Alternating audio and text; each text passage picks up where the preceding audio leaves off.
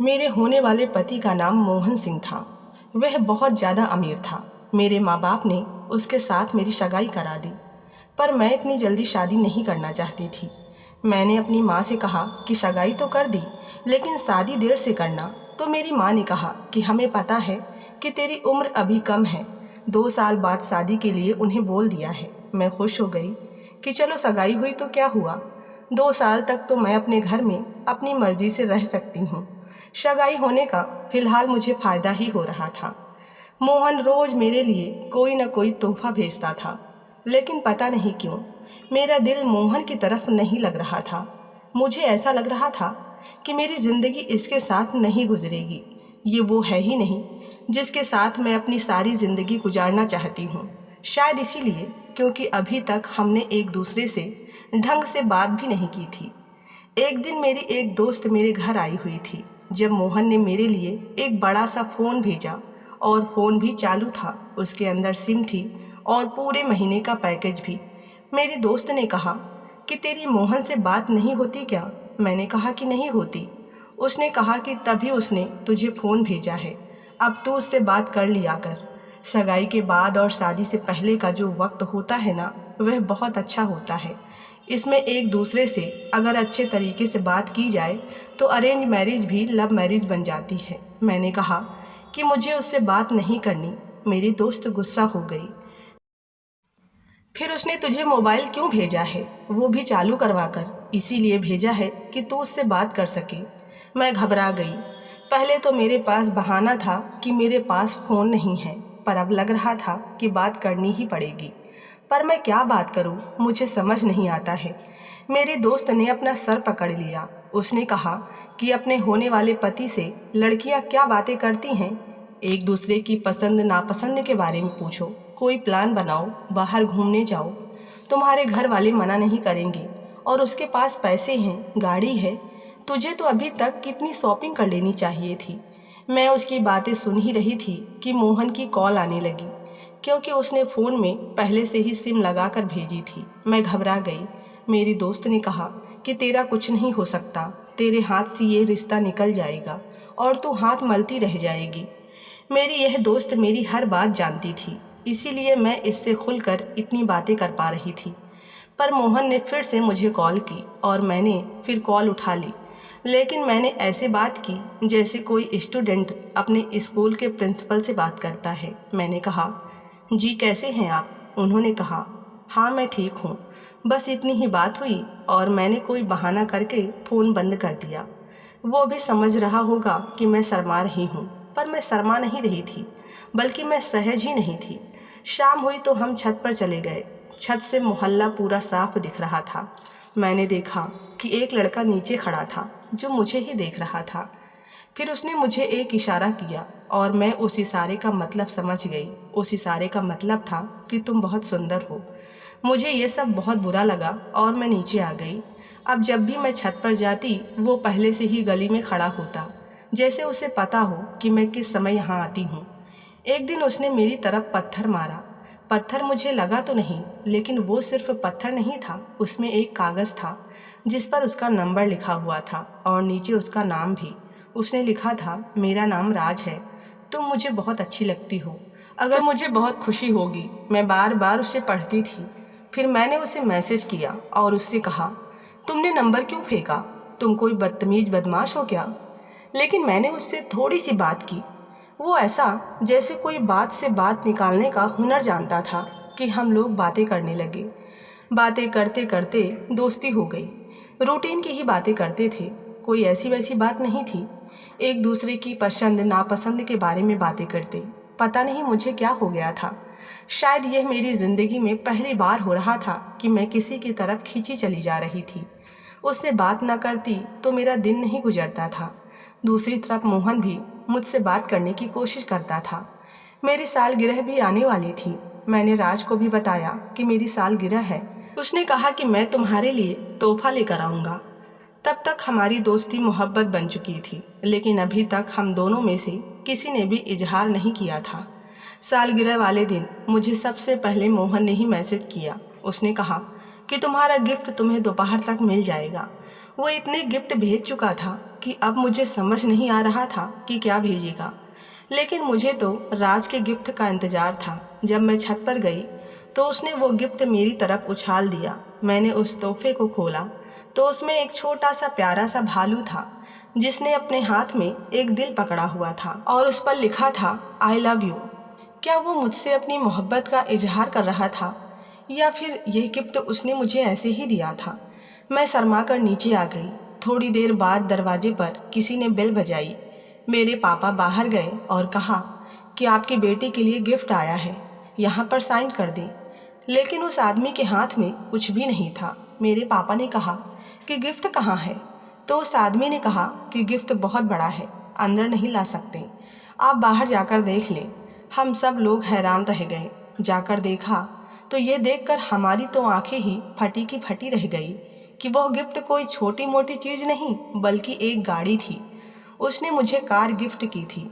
मेरे पापा ने सारी ज़िंदगी काम किया लेकिन वह गाड़ी नहीं खरीद पाए, और अब जब गाड़ी घर के दरवाजे पर खड़ी थी तो उनकी आंखों में भी खुशी के आंसू आ गए और मैं परेशान हो गई कि इतना बड़ा गिफ्ट, लेकिन मेरे हाथ में वो छोटा सा भालू था जो मुझे राज ने दिया था, और मेरे लिए उससे ज़्यादा कीमती इस वक्त और कुछ भी नहीं था। अब हमारी मोहब्बत बढ़ने लगी और हम लोग एक दूसरे के बिना नहीं रह सकते थे। अब तो हम लोग चोरी चोरी मिल भी लिया करते थे। मैं बाजार जाने का बहाना करती तो वो भी वहाँ आ जाता। हम एक दूसरे से बातें भी कर लेते थे।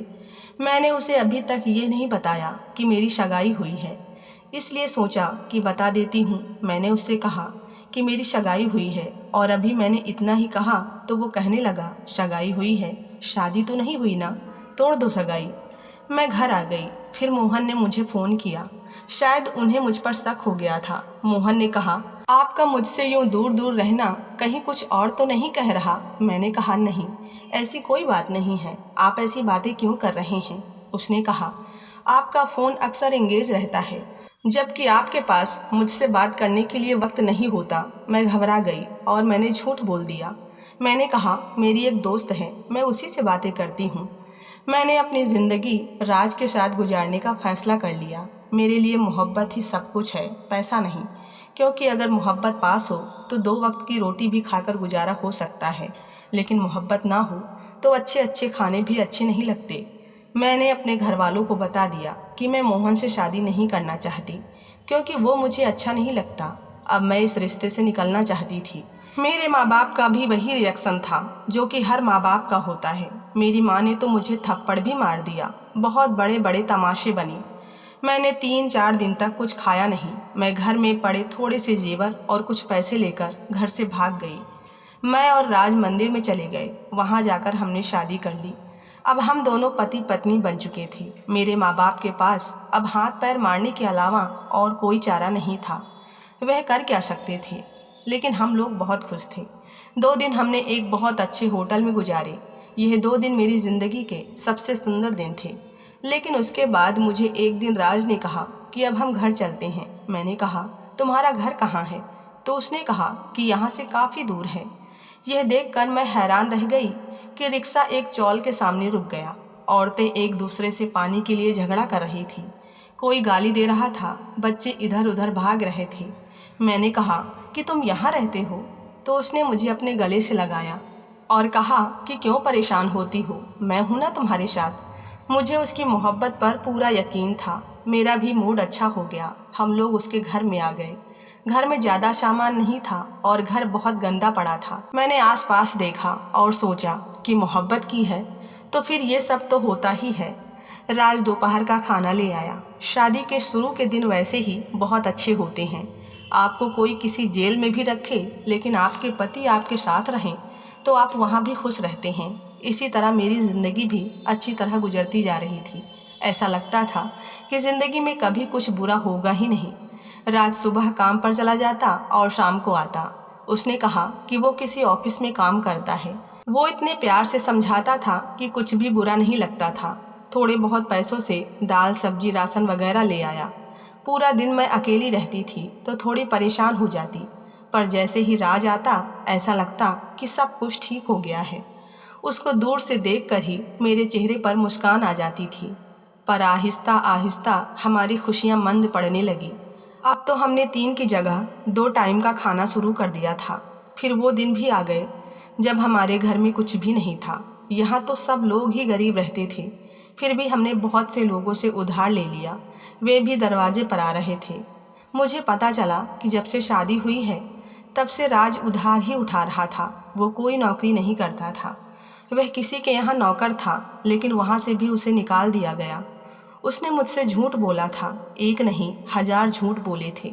उसने कहा था कि मेरा अपना घर है, जबकि वो एक चौल में रहता था। ये झूठ भी मैं बर्दाश्त कर गई। फिर उसने कहा कि मैं ऑफिस में नौकरी करता हूँ, जबकि ऐसा भी नहीं था। वो किसी अमीर आदमी का नौकर था और अब उसे वहाँ से भी निकाल दिया गया। एक दिन तो वो 2-4 रोटियाँ ले आया जो हमने पानी के साथ खाई। मैं ऐसे माहौल में नहीं रह सकती थी, क्योंकि मैंने यह सब कुछ नहीं देखा था। अब मुझे एहसास होने लगा कि मैंने मोहन को ठुकरा कर अच्छा नहीं किया। एक दिन तो बहुत ही बुरा हुआ। खाना ना खाने की वजह से मेरी तबीयत खराब हो गई। वह दोपहर को मेरे लिए कहीं से थोड़ा सा खाना ले आया। खाना बहुत ही बुरा था, लेकिन मुझे इतनी भूख लगी हुई थी कि मैंने खा लिया। उसने कहा कि नहा धोकर तैयार हो जाना और अपना सबसे अच्छा सूट पहन लेना, आज शाम को हम कहीं जाएंगे। मैंने कहा कि ठीक है। अभी रात का वक्त था, हम कहीं दूर गए।